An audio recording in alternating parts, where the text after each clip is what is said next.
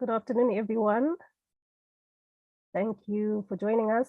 We are just going to wait for a few more people to join before we start. I think let's give it 2 more minutes. Let's give people time to access the link and to join.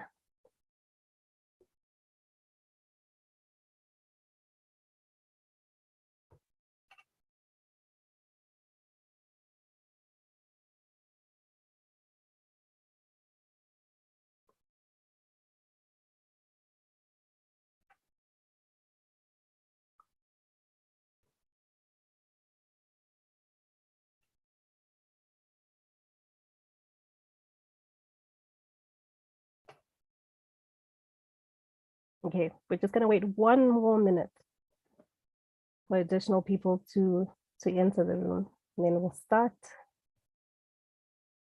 Thank you so much for joining us today.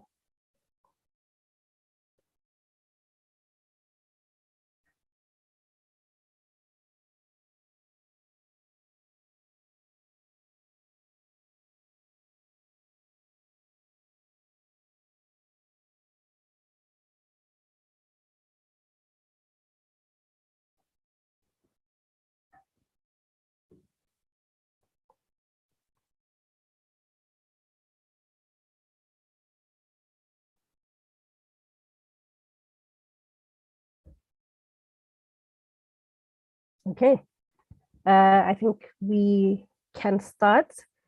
Good afternoon, everyone. My name is Rumbi Matamba, and I am going to be your moderator this afternoon, evening, morning, wherever you are. Thank you so much for joining us for the launch of the Downsides of Digital Revolution, Confronting Africa's Evolving Cyber Threats Research Report that has just been published. I am going to quickly introduce everyone, set out our house rules, and then we will get into a discussion with the 3 authors before we break into the question and answer session.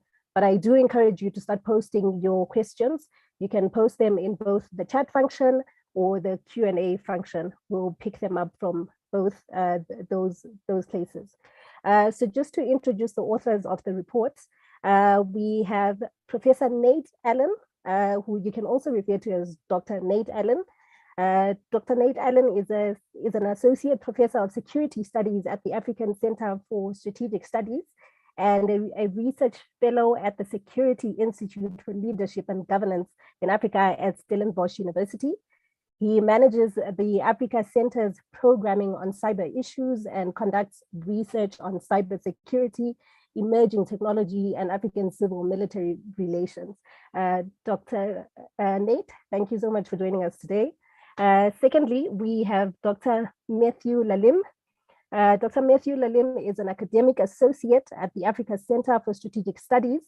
He holds an MSc from the London School of Economics and a PhD from Georgetown University.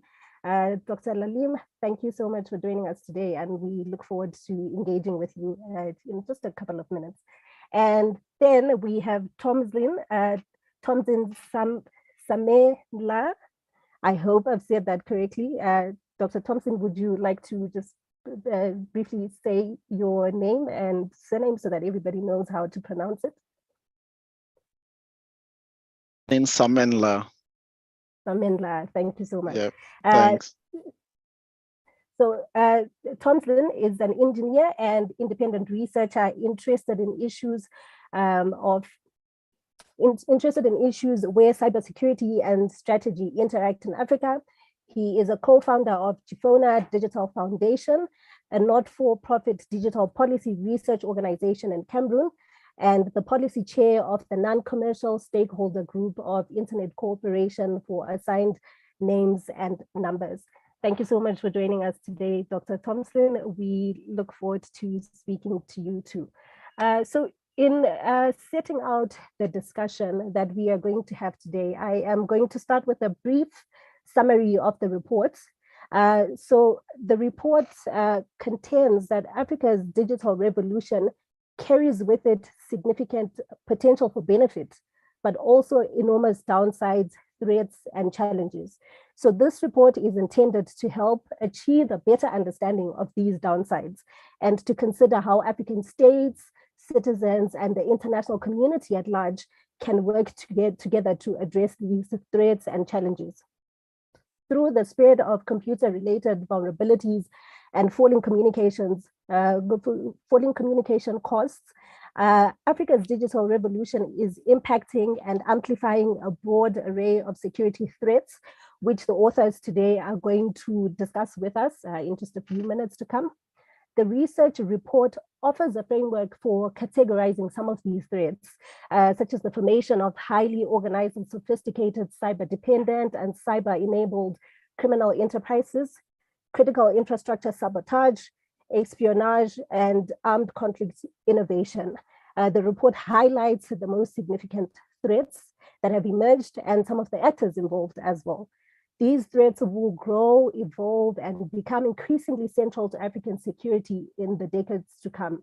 And so governments will play a decisive role in determining whether these threats are mitigated or whether they grow. But they will face significant challenges in this. And I think our discussion today is quite pivotal in coming up with solutions and ideas on how we can build each other's capacity and the government's capacity as well to assist us in meeting some of these challenges. The African continent has greater deficits in cyber capacity and resources than other regions. Many existing policies do not explicitly confront the threats that I've just briefly mentioned above, or do so in ways that either strengthen elites and undermine citizens. So to manage Africa's growing array of cyber threats, the authors of the report have offered some recommendations, which we'll also hear about today, on how to address some of these challenges. And some of the recommendations they've offered so far include that African governments need to raise national awareness of cyber risks and threats and implement multi-stakeholder national cybersecurity policies and strategies.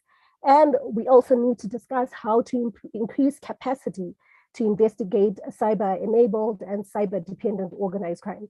But we'll hear about all of this from the authors of the report themselves. So I think we are in a position of privilege today to hear from these brilliant minds that have authored such a timeless and very informative report.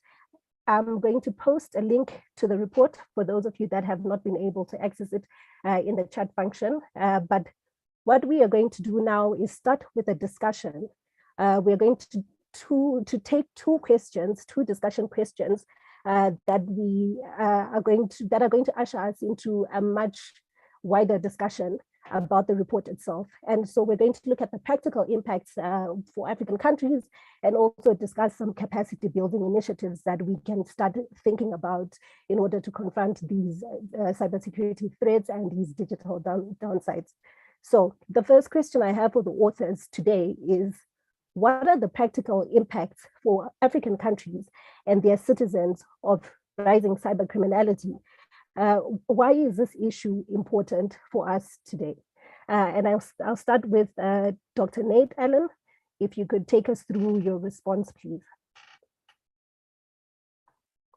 Thank you very, very much, and really, really pleased to be here today to launch our report and see so many colleagues in attendance. So in terms of why cybercrime is important and why digitized crime is important, a couple of things. First of all, we've seen the digital revolution lead to the rise of entirely new forms of crime that simply wouldn't have been possible without the spread of the internet. And as the African continent becomes increasingly digitized, it becomes increasingly vulnerable to and interconnected with these kinds of crime. One type of crime as an example is known as the business email compromise scam, which according to the US FBI caused some $46 billion worth of losses over the past 5 years, which puts this one form of digital crime on par with major traditional organized crimes like illegal wildlife poaching, for example. And what business email compromise scanners do is they are loosely affiliated networks, a little over half of whom are based in Africa, that use a combination of very sophisticated phishing techniques and malware to steal billions of dollars from businesses, governments, and enterprises in Africa and indeed all over the world. But I think, when we talk about the implications of the digital revolution for crime, it's actually much broader, because all forms of crime increasingly have digitized components, and the more digitized you are, the more vulnerable you are.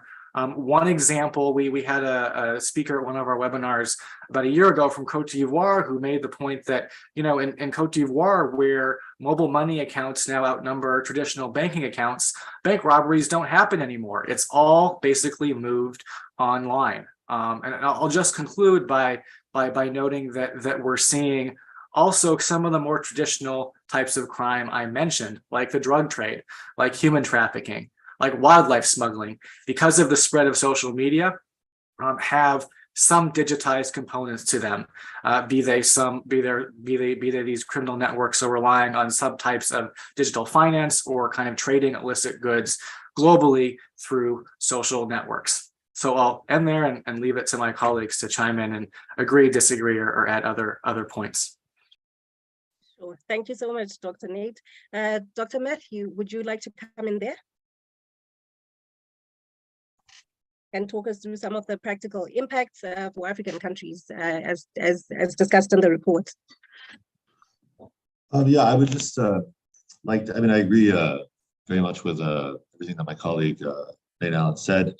And of course, I would reiterate that the digitization process offers numerous benefits, but also threats to African security and stability. And cybercrime and cybercriminality is obviously one of these threats. I mean, as the report shows, it can have a highly deleterious impact on African business, but it can also influence, as we show in the report, in the case of the Ethiopia, Egypt, and Cyber Horus Group issue, foreign relations and geopolitics. But I think, of course, at a broader level, it needs to be said that the concerns of foreign actors over African cybercrime, or foreign researchers even, are not always shared by African policymakers writ large, or security sector officials, and perhaps even less so by everyday Africans, right? For many people, I would say, are looking to get ahead in Africa and its expanding urban hubs. For instance, cybercrime isn't really doesn't represent a threat, but rather a real opportunity for enrichment. So cybercrime is sometimes, as the report shows, conducted by criminals, and it's an ancillary tool that they use for the expansion of their activities. But in other instances, particularly even with the BEC crime, cybercrime is often something that people engage in, I would say, to gain quite modest forms of security and to support themselves. And that way, engaging in cybercrime might not be so different as engaging in other types of illicit or informal activities in Africa. So I think, of course, we need better cybersecurity policy. We need more thoughtful state responses. But at the same time, if you don't have more inclusive forms of growth, development, many of which, could also ironically depend on the expansion of Africa's cyber economy, then really it's that won't be enough to solve the issue. So I think that's also something to bear in mind when we talk about cyber criminality and why it's important to people in Africa. Thank you so much, Dr. Matthew. Tomslin. Thanks, Rumbi. I absolutely agree with what my colleagues have said there, and I just wanted to say something from a holistic perspective, because as just like the report says, there's been a lot of positives, or rather a lot of focus on the positives of Africa's digital revolution. And we often hear that Africa is or has the ability to leapfrog by harnessing technology. And I think what the report looks at here is a concern that if there is there is a real possibility that those gains that are being reported, that will come out of what the focus of reports about Africa's digital revolution has been, could be wiped out if the continent doesn't put in place at least some decent security policies and measures and strategies. So as the saying goes, unfortunately, that to whom much is given, much is expected. So if Africa is going to be thinking about leapfrogging technologically, then it better be ready too for technological threats in equal measures. So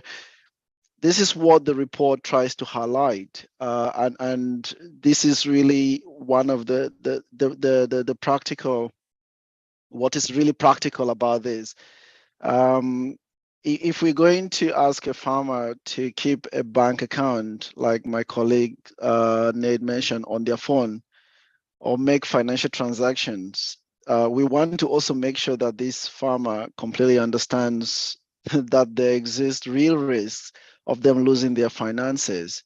So it might just be that we require them to change their thinking or understanding about what that device means to them. And absent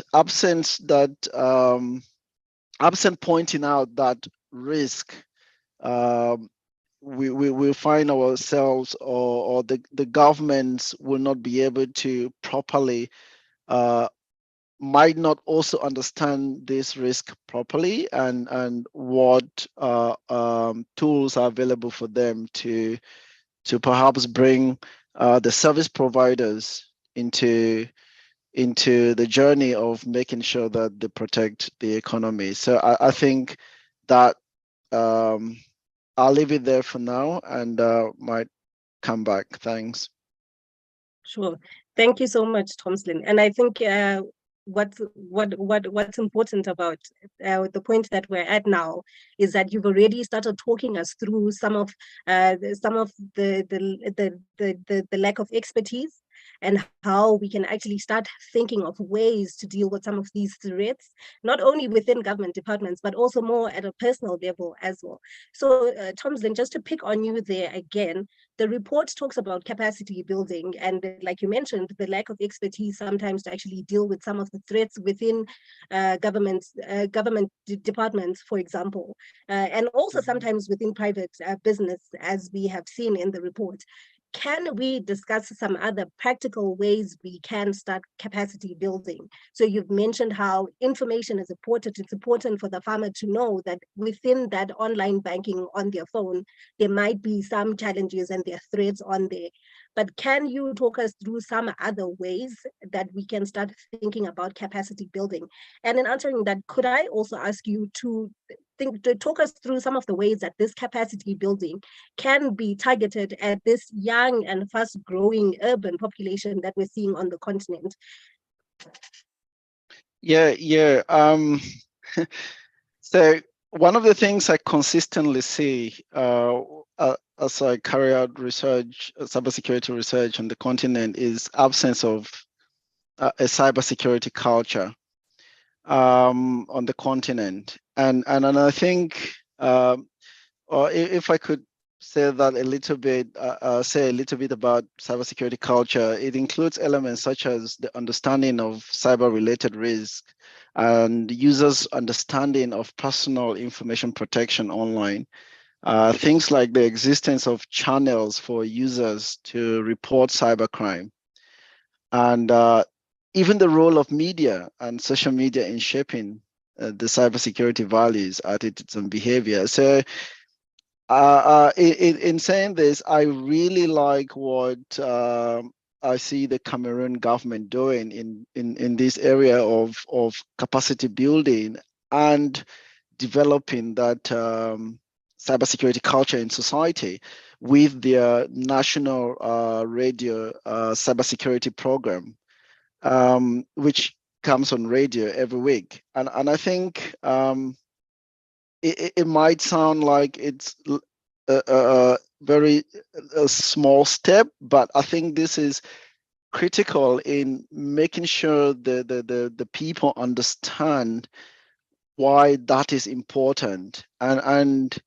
there might be challenges in this particular radio show I'm talking about with how they target the audience and at what time of the day. But in general, I think it's a really, really good idea which other countries could learn from. And also the other aspect I think which is key in capacity development is in policing and crime reporting. I think just like in the physical world, citizens should be confident that they can report a cybercrime and it will be investigated appropriately, right?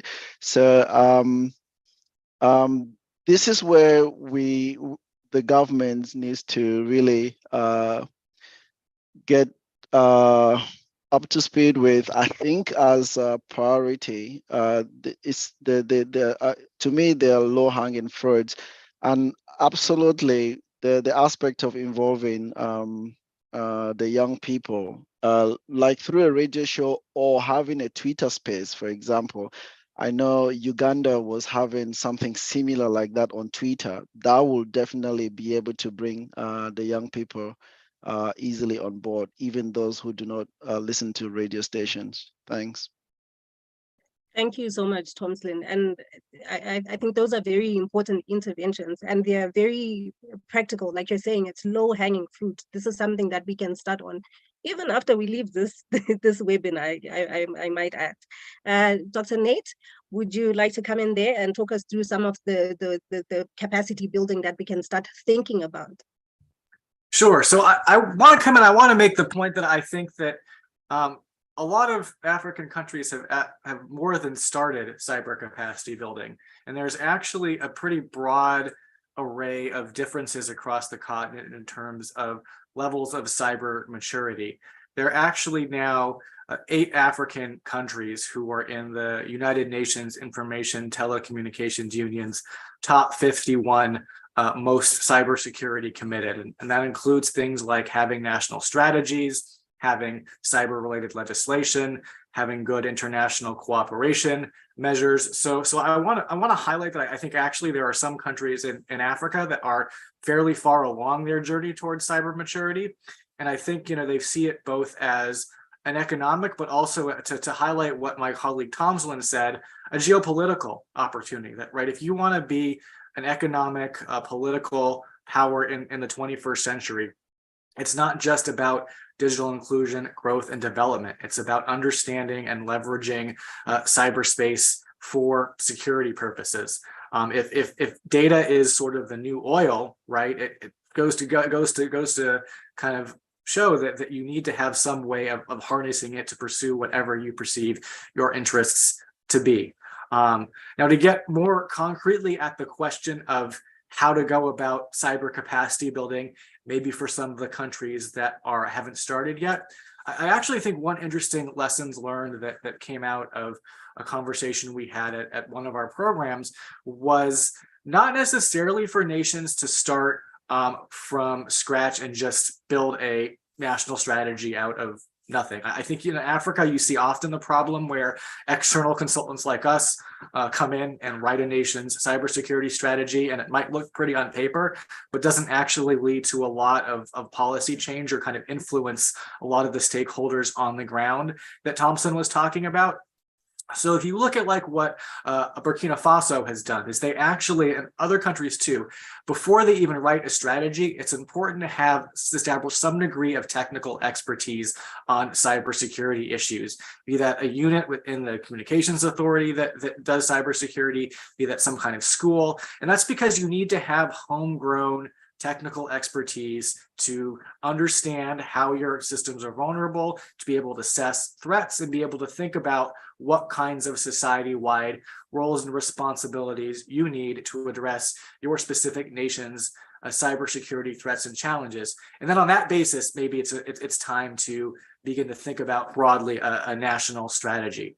One really great opportunity I see for African countries and a lot of the global South lies in South-South cyber capacity building. We were just having an interesting conversation about this in Kenya, where you are starting to see regional leaders emerge, like Ghana, like Kenya, like Senegal, like Mauritius, who are actively using some of their lessons learned with establishing foundational cyber institutions to think about how to coordinate and think about how to capacity build within their fellow African countries. And I think that is a really important aspect of cyber capacity building, because the experience of relatively late digitizing countries that tend to be lower and middle income is going to be very different than what we've seen happen in the global North. So I'll end there. Thank you so much. Matthew, would you like to come in there? Thank you. Yeah, just briefly, I agree with the points that both Nate and Thompson have laid out.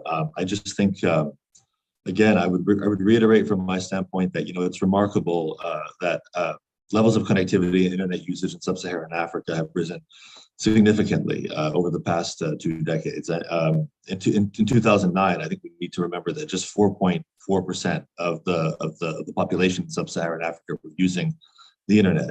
In 2019, that increased to 26%, and it continues to expand. Nate made the point, I think it's absolutely right, that levels of connectivity and of cyber expertise concordantly are not the same across the continent. I mean, there's big gaps in connectivity in cyber capacity between countries like South Africa and Central African Republic. But still, as we mentioned and spoke about, I mean, the average internet user in sub-Saharan Africa is using their mobile phone for connectivity. They're using the internet and their mobile phone for connectivity, but or rather not just for connectivity, but also for a range of other activities such as banking, etc. And a lot of countries in the region have gone from almost non-existent connectivity to widespread 3G, 4G, 5G mobile internet coverage in a very quick period. So of course, I mean, the issue of cyber capacity building within this frame is incredibly important. They're national endeavors, sort of bottom-up initiatives that I think they mentioned in the case of Burkina Faso that are admirable. But I mean, it's also important to note that a lot of external actors have been involved in broad-scale cyber capacity building initiatives and awareness-raising initiatives across the continent. We'll talk about this, I think, a little bit later in the third question, but there's also been initiatives from the AU and also some of the regional bodies. But I think Nate is exactly right when he says that we also need regional leaders like Ghana, Kenya, South Africa, Mauritius, Rwanda, who are more cyber developed, who have more cyber capacity to play a more important role in partnership, but then also in developing the cyber capacities of countries whose digital economies are less developed. Because at one level, I mean, it's that they have a direct interest in doing so. I mean, in cyber, you're only as strong really as your weakest link, right? So I think that issue of South-South cooperation that Nate raised is incredibly important, and I think we could go even beyond that and say African to African cooperation is also extremely vital. Thank you so much. And I like that you're only as strong as your neighbor. So that aspect of collaboration, I like that you've highlighted that as well. We have a question in the chat, and at this point, I'm going to break and start taking questions. The first question that's been posed is, through your research, have you seen any signs of cyber hostage taking by nation states, specifically, for example, threats against certain governments by other governments? I think we can start with Thompson there. Are there any findings in the report of this nature? No, I don't think so. We didn't see such specifically as framed by the question. But if you allow me, I think the issue of cyber hostage came into play a little bit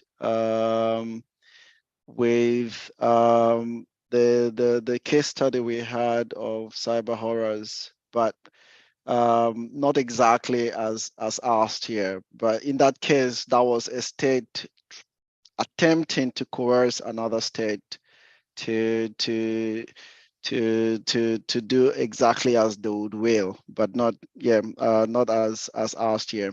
Thanks. I'll pass on to my other colleagues.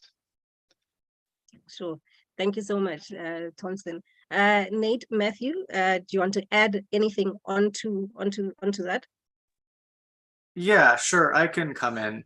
I think it's kind of difficult to divorce cyber tools and means from other elements of national power, which means that it's really hard to think about some concrete cases of kind of cyber hostage taking in the way that I think is implied by the question. I mean, the nearest example I could think of also is sort of, as Thompson was saying, some of what the Cyber Horus group was doing, which, if for those who aren't familiar, basically there was an Egypt-based cyber criminal group that sabotaged thousands of systems in Ethiopia and threatened war over the filling of the Grand Renaissance Dam. But the problem with, I think, thinking about that as cyber hostage taking is a number of things. It's difficult to see any immediate kind of consequences that happened as a result of that sort of those threats and that sabotage. And it's also unclear to what extent this group was affiliated with the Egyptian government or not. And that gets to my broader point, which is that cyber tools and means are better thought of as tools of sort of espionage, subversion, intelligence. It's harder for them to use them to enact physical threats, at least if they're not used in concert with other means of national power.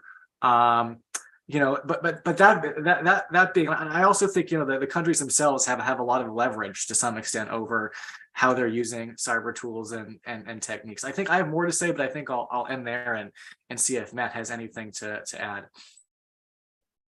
Okay. Matthew, do you have anything you would like to add? We'll circle back to Dr. Nate in a few minutes. Matthew, go ahead. No, I think Nate has hit the issue right on the head. I don't have anything else on this point. Sure. Thank you. Thank you so much. Nate, may I please ask you to just expand a little and continue with where you left off? You said you had more that you wanted to add before you paused for Matt. Yeah, so I mean, I also think that one sort of example that also maybe sort of fits into what the author is saying in terms of cyber hostage taking would be the Chinese alleged espionage attempts against the African Union, which, for those who are not familiar with the case, China has built the African Union headquarters in addition to a lot of other infrastructure across Africa. And they were caught by African security engineers using the headquarters they had built to actively spy on the proceedings of the African Union.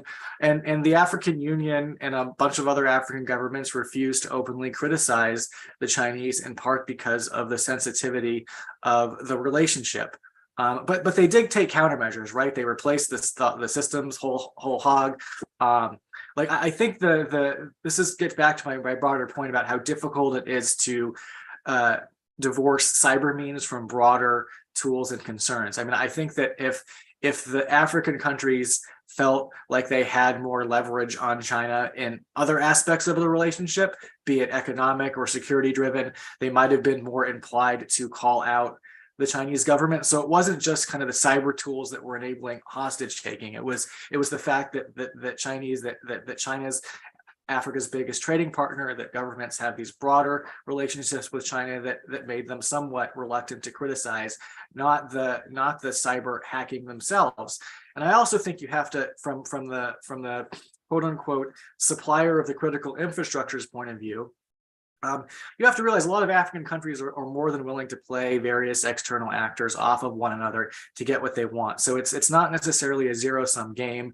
It's not necessarily like you can use cyber means as a tool just to wholeheartedly make a list of demands and expect compliance out of whatever state you're targeting.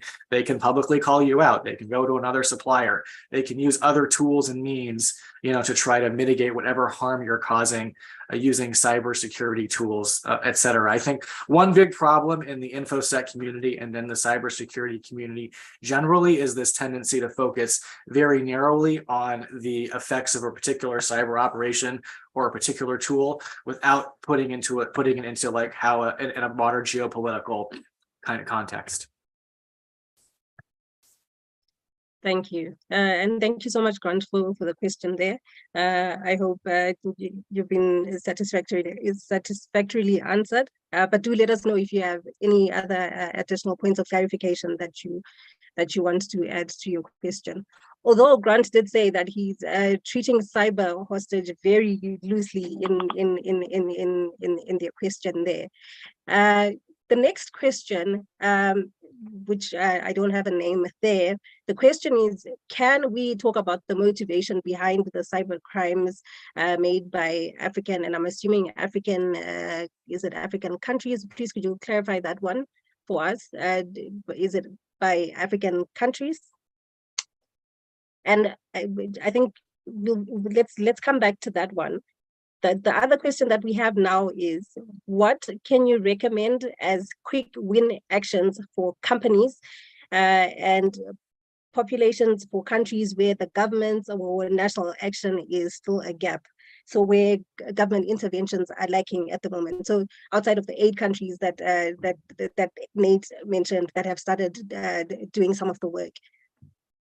I think let's start with Thompson for this one. All right.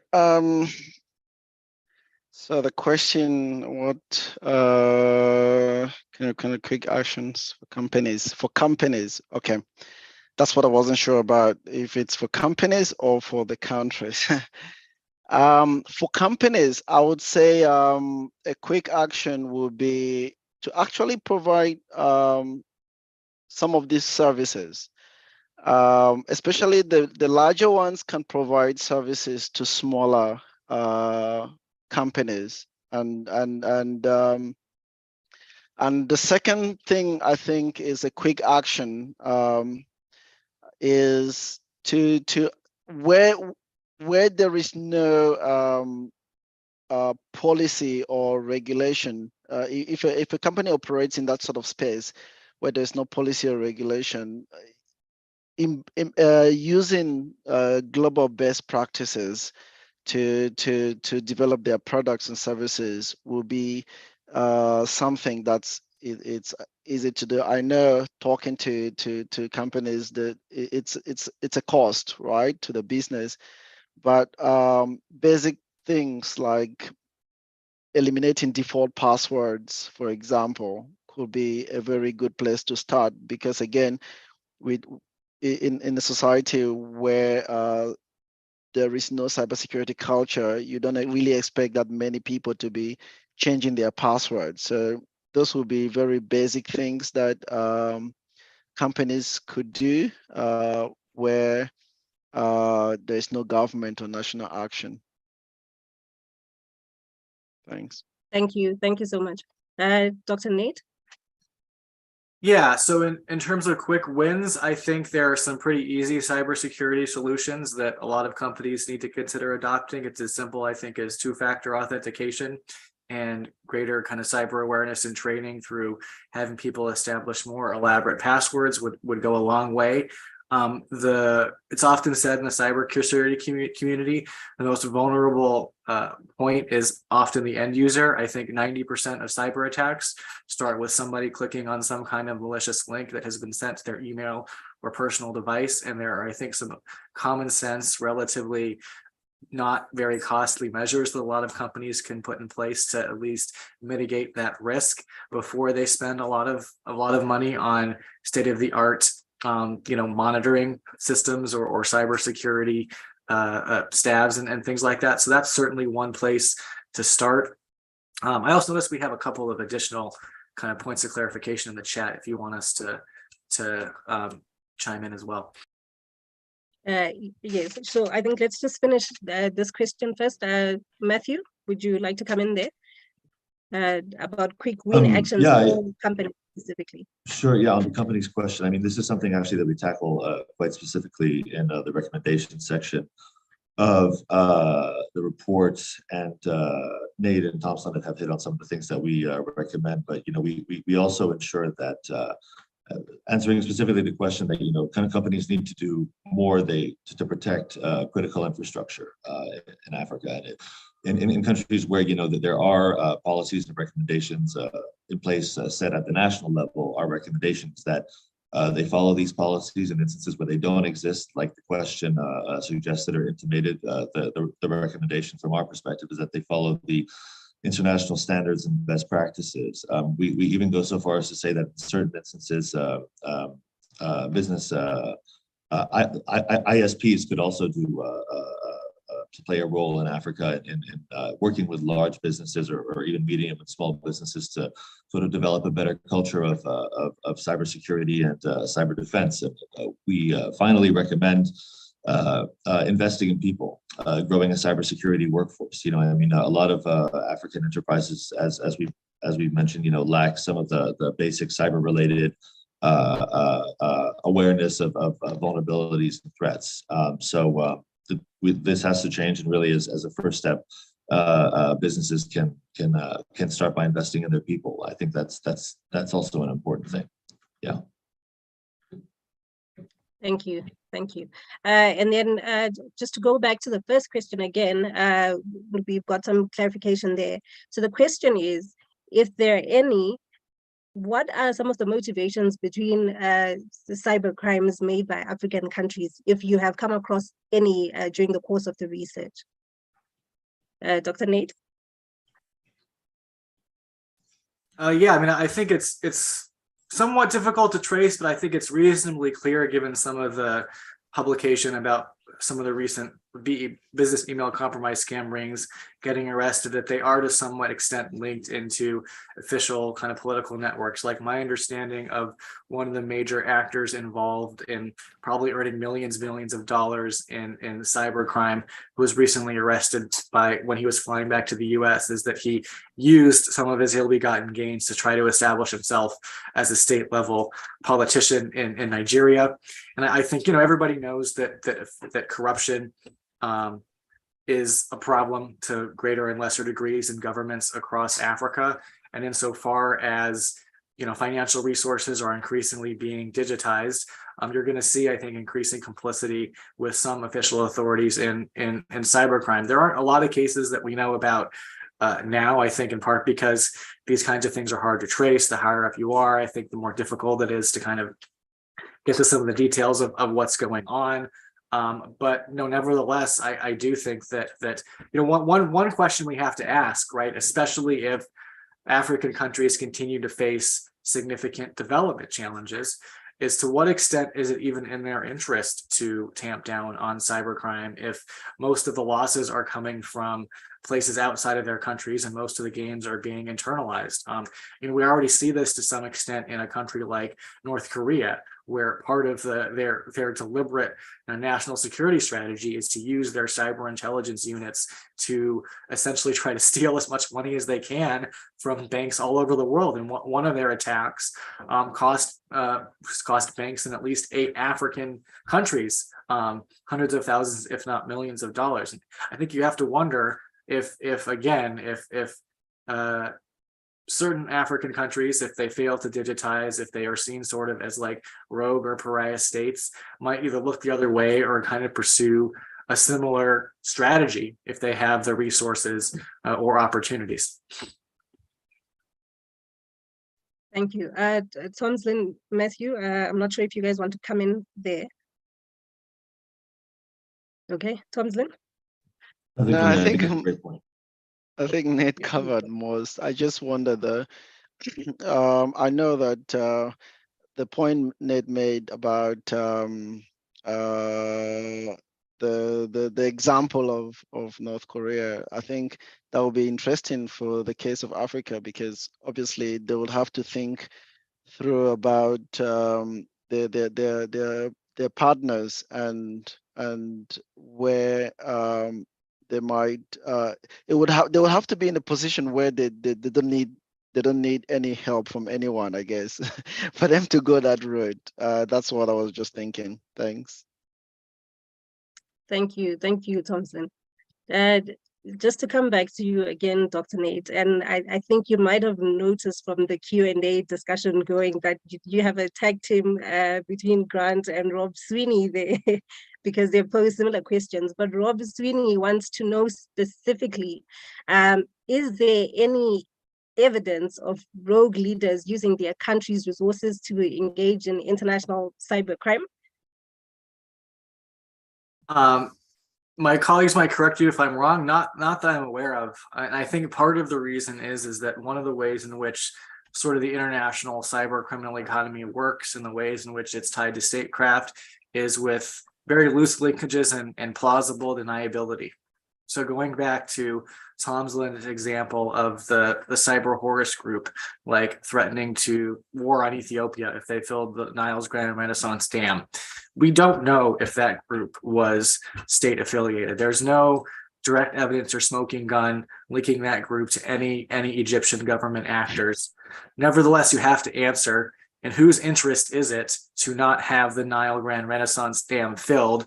And what motivation would a cyber criminal group, who mainly kind of are interested in seeking money, have to hack into the networks of a rival government, or of a government that's not your own, and threaten them over a hot button political issue? And that's also true with the relationship between, for example, Russia and a lot of cyber criminal groups. There's no necessarily direct relationship, but there might be, former intelligence agents who are working for a particular cyber criminal network. There might be ways in which state authorities can exert pressure on these cyber criminal networks, especially if they're engaged in illegal activities, to do their bidding. So that's one of the things about cyber crime, and in particular, kind of the cyber domain, is it lends itself to this sort of signaling, covert action, intelligence world, where a lot of what's going on is sort of below the threshold of armed conflict, but nevertheless very geopolitically significant in some ways. Thank you. Thank you, Nate. Does anyone else want to come in there? Thompson? Yes. I just, to the question that was asked though, in terms of evidence, I don't think there is any that we can swear on, but there are reports. For example, for Black Axe Confraternity, that they do have in their membership, right, politicians, for example, and I know they engage in BEC. How they use those politicians as an organization, it's not very clear in those reports, but one report mentioned that they use it not to stay out of jail, basically, so they could locally at home, right, when they're arrested. That's how they use the politicians there. So I don't know if that is a sort of case that addresses the question directly, but there is some sort of link between a group like Black Axe and the state's politicians. Thanks. Thank you. So I think that this is an interesting discussion, and I wonder what the role of policy and legislation is at this point, and also what the use of harmonized laws on the continent can do to sort of address some of these challenges. So we have the Malabo Convention, for example. As it currently stands, as the Malabo Convention, with the very few ratifications that it has, I think it's 5 at this point, or it might be less than 5. As it currently stands, that's sort of a harmonized law that we have on the continent. Is it something that can be used to adequately address cybercrime? Matthew, can I start with you?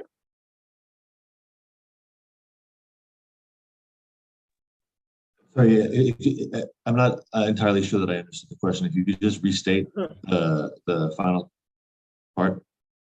Sure, sure. So how can some of the regional and continental entities that we have at the moment, so for example, I know on a continental level, we have the Malabo Convention.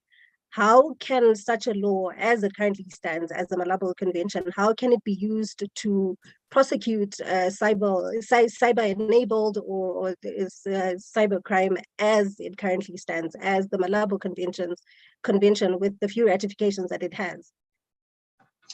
I think that's an interesting question. I think at the level of Malabo, it's a little bit difficult given that so many countries in Africa have not signed on or ratified Malabo. So there's limitations there. I would say, however, that supranational institutions, REX, of course, the AU, might have a more direct role in trying to prosecute cyber crimes, which are, of course, frequently transnational in nature. And in the report, we lay out pretty specific recommendations about how regional bodies could go about doing this in the absence of sort of wide subscription or widespread subscription to international treaties like Malabo. So one of the things that could be done quite easily is for institutions like the REX or like the AU to create regional or continental level CERTs, computer security incident response teams that would allow African nations to monitor and share information about external cyber threats and then hopefully improve responses. There could also be improved coordination between security-focused and technology-focused division directorates. The AU, for instance, could also create peace, security, and technology programming to bring people together and think through international trans-regional responses to cyber threats, database construction, and also just the sharing of good practices amongst member nations in the absence, again, of widespread subscription to supranational treaties is also something that could be a real boon to combating transnational threats across the continent. Thank you so much, Matthew. And I just got a correction there in the Q&A function that 14 African countries have ratified the Malabo Convention, so we've got one more country to go. Tomzin, just on that one, do you have anything else to add to what Matthew has said? And can I just encourage also the audience to click the link that's been posted in the chat? I will repost it again. You can get access to the report and see the discussion that the authors have in their recommendations, because they do offer very targeted recommendations. So to business, to government, and they also speak to this issue of harmonized laws. Tomzin, would you like to add anything to what Matthew has said?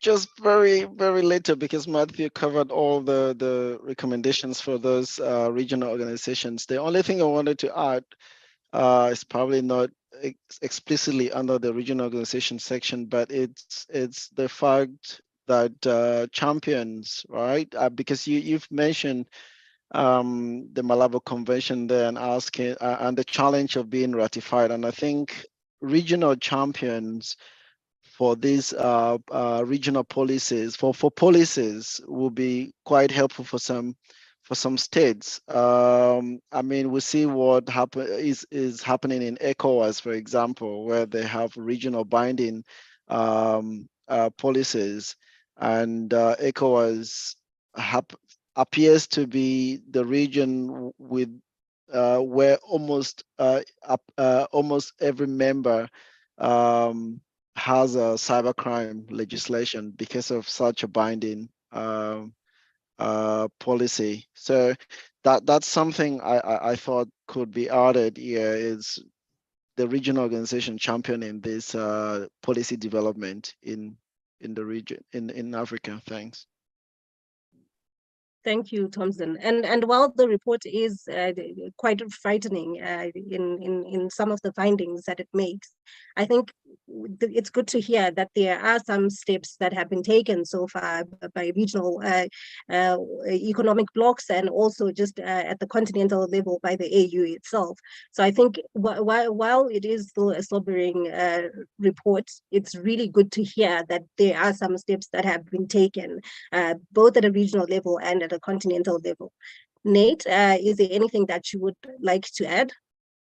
Yeah, I actually would like to say that I think that what's going on at the regional level is really, really important to get states to address the scope and scale of the problem. You often hear that cyber threats are borderless. That's actually not entirely true. Like every cyber activity is happening at some physical location somewhere. Nevertheless, the internet has allowed people to attack anybody anywhere, in a way that is somewhat new and different than what we've seen in the past. And I think what you get from efforts like the Malabo Convention that has been mentioned in the chat, or the Budapest Convention on the cybercrime, is ways for signatory states to harmonize their laws so they can agree on things like basic definitions of cybercrime. They can do what's called established points of communication, so they can communicate with one another over what the various threat actors are. They can offer mutual legal assistance to one another to ensure that people who are committing cybercrime in one country, say if there are West African cyber criminals that are attacking computer systems in East Africa, to ensure that they are held liable, that evidence is exchanged, that they are effectively prosecuted. I think one of the things that's really, really important about these efforts, right, is that rule of law, I think, is really, really essential to ensuring that not only are cyber criminals prosecuted and held to account, but they're done so in ways that respect human rights. You really, really need, ways to collect digital forensic evidence, ways to hold people accountable legally and judicially, so that you're ensuring that even in the process of addressing cybercrime, that governments are following the rules and being held accountable for their actions in cyberspace. And the Malabo Convention, for example, it's been slow going, but as I was pointing out in the chat, it's actually on the verge of ratification. I would not be surprised if within the next year or so, possibly sooner, we start to see it come into force because one of the signatories ratifies, or there's a new signatory in place. So I think that's coming.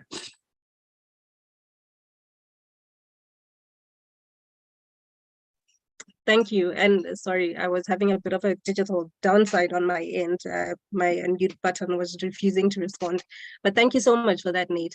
Just on the issue of policies and legislation, in terms of just the investigative capabilities that law enforcement has, perhaps, in investigating some cyber crimes, how do we balance data protection and this issue of cybersecurity? Where I know the Malabo Convention also has some provisions that speak to data protection specifically, but more broadly, just outside even of the investigative capacities and outside of the role of legislative policy in addressing cybercrime, how do we balance the two? And I will start with Matthew on that one.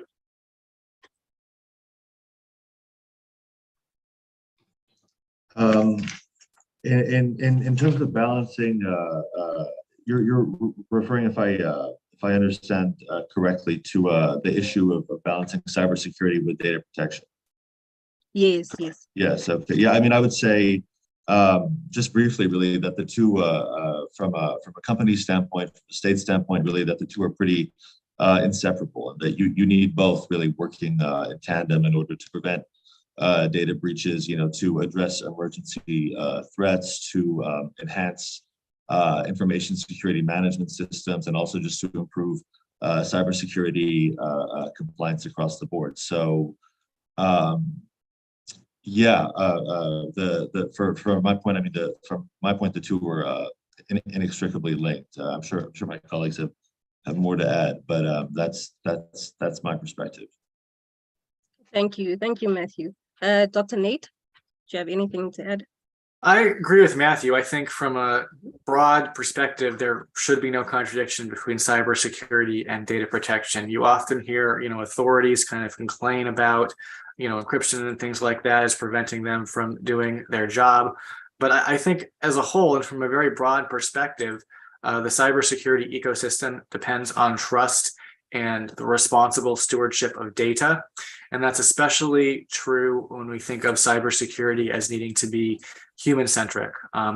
I think about this in terms of, for example, critical infrastructure protection, where one of the major problems in protecting critical infrastructure is you need for the private sector, which owns most of the critical infrastructure, to report and disclose attacks. And if you don't, you're going to get a situation like you have currently now in Africa, where a vast majority of the attacks go unreported. And it's in part because private sector organizations don't want to expose themselves to reputational and legal risk by disclosing breaches. So if you're ever going to get them to disclose data, you need some kind of way to ensure that they're going to have incentives to do so. So, for example, one thing that works fairly well in some of the more developed parts of the world is anonymous reporting, where you establish a system and allow private sector companies to anonymously report breaches. That then enables authorities to coordinate responses and inform everybody else if there are attacks that are going on.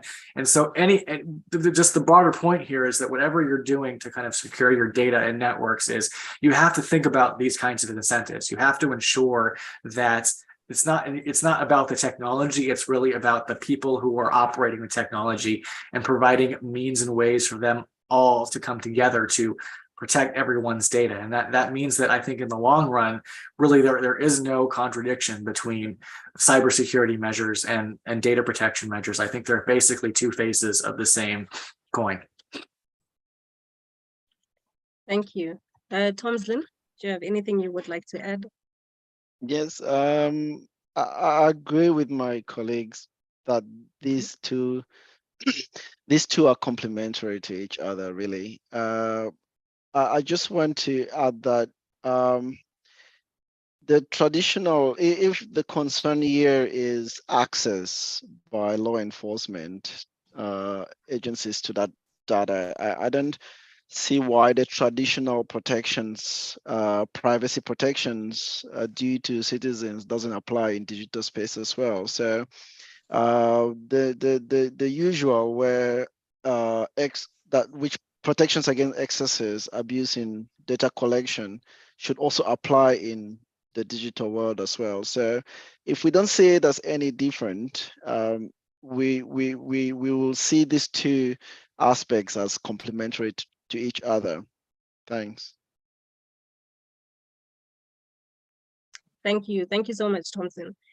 Just before we wrap up, if there are any additional questions, please do pop them in the chat function or in the Q&A section. And if there aren't any questions, we will wrap up. But if you do have any burning question that you want to post to the authors, please do feel free to post it in the chat function or in the Q&A section. Whilst we wait for any last minute questions and any last minute comments, from the authors of the report, is there anything else that you would like to add in conclusion, besides encouraging everyone to go and read the report?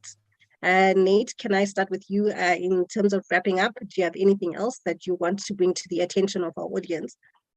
Yeah, my one takeaway that I think needs to happen for cybersecurity across Africa to move, for cyber capacity building to take place, is relatively senior government and security sector officials. So diplomats, leaders, security sector leaders need to better understand some of the cyber-related threats they face from what we've highlighted in the report. So espionage, critical infrastructure sabotage, crime, and armed conflict innovation. And I'd like to kind of highlight or foot stomp, Matthew's recommendation that we highlight in the report, is that one, I think, really important aspect of this is going to be getting the regional organizations more engaged in South-South cyber capacity building and sort of setting policies, standards, legislation, writing reports. One issue I see is that right now it is the information and communications technology at bureaus or departments of the regional entities So for ECOWAS and AU, this is true, that are engaging on cybersecurity, insofar as they're engaging on cyber issues at all. I mean, some RECs don't even have, I think, anybody working full time on cyber issues. I think what needs to happen, that we highlight in our report, is that the peace and security divisions need to up their game and get at least a person or a department kind of tracking some of these issues. We propose, that I don't think it should be wholly security sector driven, which is why we propose that the RECs establish some kind of like jointly owned kind of program looking at some of the strategic implications on emerging technology. I think the AU and ECOWAS, given that their track record, would be great places to begin to house some kind of initiative. But I think it needs to happen, and the sooner it happens, the better. The better. So that would be my recommendation. I think one of the more original recommendations in the report that I would like to kind of see highlighted. Thank you so much, Dr. Nate. And for everyone, that's all included in the report. So please do follow the link and read the report. Tomslin, do you have anything that you would like to add in conclusion? Yes, absolutely. And this one will be the recommendations for civil society. Because the governments do need help. I mean, despite we've discussed mostly about help from the regional agencies, help from the private sector, but there is help that the civil society can help with these issues. And one of the recommendations in the report is to support the national cybersecurity efforts through research and guidance.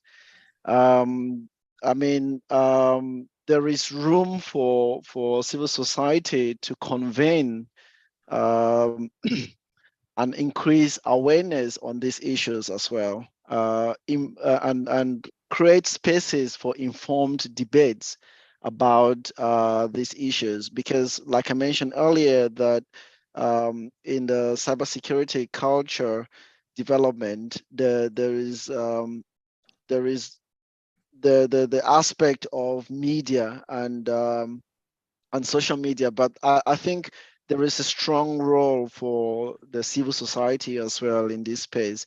And last but not the least is for civil society to monitor these efforts that the government and the regional organizations are doing, monitor their implementation, and so that they can at least hold these organizations accountable and give some public oversight. Thanks.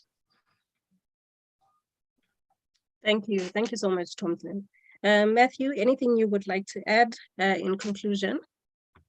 Yeah, just briefly, I would actually like to emphasize the role of international actors and international partners, not just really in the development of strong cybersecurity norms across the continent, but also in terms of the diffusion of the technology itself. I think, Africa's capacity to work with a broad range of international partners to achieve digital technology is quite illustrative of African agency, and also has shown that this has been quite a empowering thing for African countries. They've been able to work with a range of partners really to chart their own visions of digitization and sort of to establish their own unique digital societies. For example, digital society in Ethiopia is not the same in Senegal, is not the same in Ghana, is not the same in South Africa. So I think that's an important point to remember. But at the same time, I think it's important to emphasize as well that an important downside of the spread of this digital technology has been, the unrestricted sale, say for instance, of Pegasus malware, say for instance, or surveillance equipment, right? So I think while there's lots of discussions to be had in Africa about how this is used by governments and in relation to the rule of law and building strong civilian protection norms, I think there's also a question for international actors, national but also private, about should there be restrictions on the sale of certain technologies? Does there need to be more of an international sort of mobilization around the question of diffusion of certain technologies to Africa, given that in many instances they will be used to restrict civilian expression, or to spy on political opposition, or to subvert democratic norms that are taking place or growing in certain countries? So I think that's a question that needs to be addressed and thought about, not just by Africans, but by people who work on the question of digitization in Africa and African cyberspace as well. So I'll leave it at that. Thank you so much, Matthew. And I think thank you so much to the authors as well. What we have received so far in terms of recommendations is a very wide set of recommendations targeted at different players and different stakeholders, so from government to regional economic blocs. You've also touched on civil society, as well as international cooperation and international actors. That's all covered in the report. I think our discussion today scratched just a little bit of the surface. So I highly recommend that you follow the link, you read the report, and I think you'll be able to see I think it's very sobering results on some of the impact, particularly on organized crime, and also threats to critical infrastructure and espionage as well. But from what we've heard today in the discussion, I think there are also ways to start addressing some of these challenges. And as we've heard from Dr. Nate, as well as Tomslin and Matthew, some of these the recommendations are already underway at a continental level. There are some countries, Dr. Nate mentioned 8 countries that have already specifically started doing some work. Burkina Faso was also mentioned there. So thank you so much, everyone, for joining us today. And thank you so much to the authors for taking the time to talk us through the report and through the findings of the report, as well as the recommendations that they have. So it's not all doom and gloom. We do have some solutions, but we have to start now. We have to start acting now. So thank you to the authors for a very timeous report. It's very informative. I highly recommend that everybody reads. Thank you so much to everyone for joining us, and thank you so much for the questions that you posed in the Q&A function. I think they contributed to a very lively discussion that we've had today. So thank you, and good night, good morning, or good afternoon from wherever you're joining us. Bye.